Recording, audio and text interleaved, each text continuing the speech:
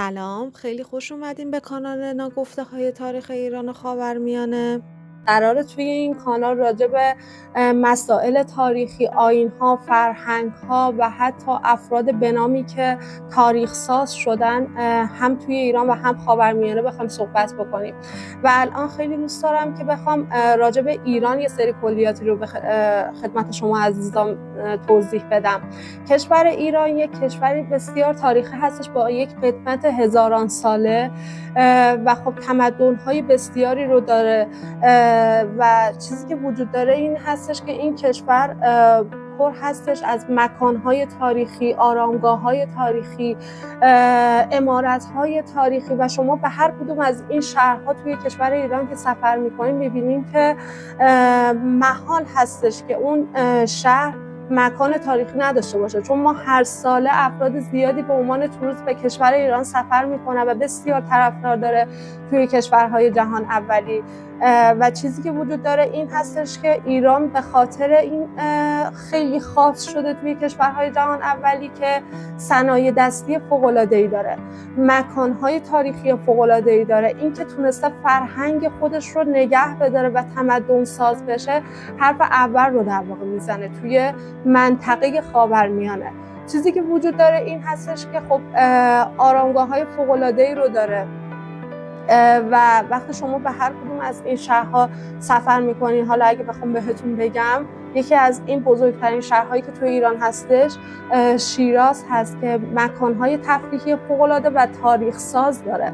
و چیزی که در واقع هستش تاریخ ایران از همون کوروشی که در واقع هستش و من قراره حالا توی این کانال راجع به افراد بنام و تاریخ ساز هم صحبت بکنم.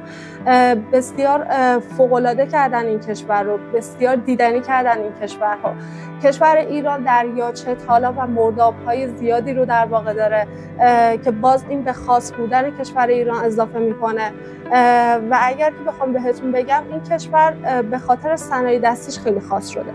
شما توی منطقه خاورمیانه وقتی سفر میکنید میبینید که صنایع دستی که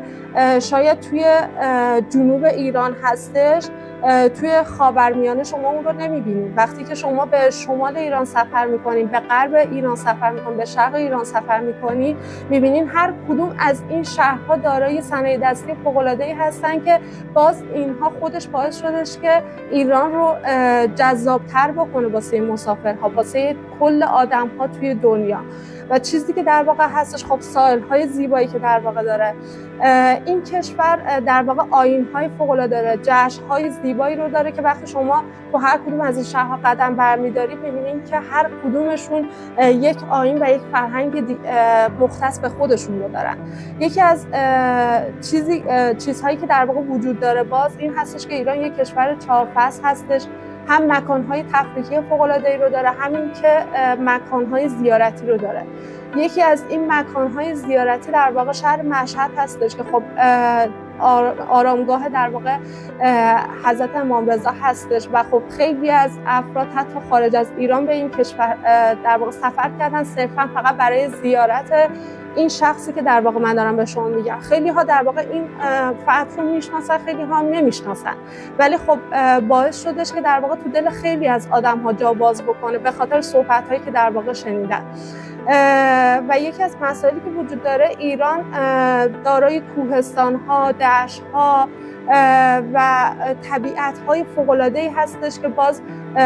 این کشور رو بکر و دیدنی کرده واسه عزیزان. و یکی از نکاتی که در واقع وجود داره ایران یک فرهنگ بسیار زیبایی رو داره، مثل ادبیاتش و حالا شعرها و ابیاتی که در واقع وجود داره، شاعران فوق‌العاده‌ای که در واقع این کشور رو باز به نام کردن، مثل مولوی، مثل سعدی، مثل حافظ، مثل در واقع فردوسی و تمام این عزیزانی که من دارم بهتون میگم در واقع آرامگاهشون توی ایران هستش و شما میتونید برید در واقع از نزدیک دیدن بفرمایید، چون واقعا فوق‌العاده هستش. مکان‌هایی هستن که از لحاظ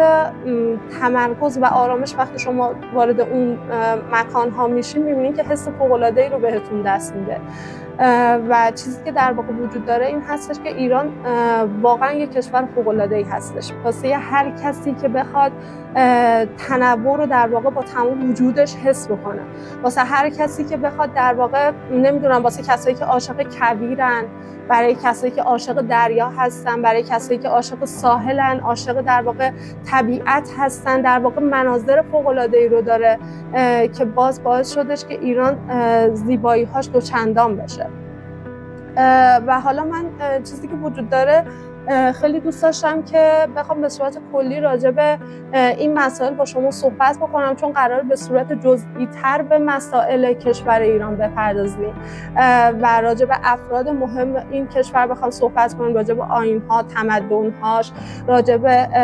جشن‌هاش، قومیت‌های متفاوتی که داره. حتی بخوام بهتون بگم ایران زبان اصلی زبان فارسیه، ولی خیلی جالبه که بدونین که توی همین ایران زبان‌های متفاوتی وجود داره. زبان آذری، ترکی، لری، کردی و آدم‌ها در کنار همدیگه قرار گرفتن و یک تمدن بسیار زیبا رو شکل دادن. توی ایران در واقع ما حتی ادیان‌های متفاوتی رو داریم که باعث شده این کشور خاص بکنه.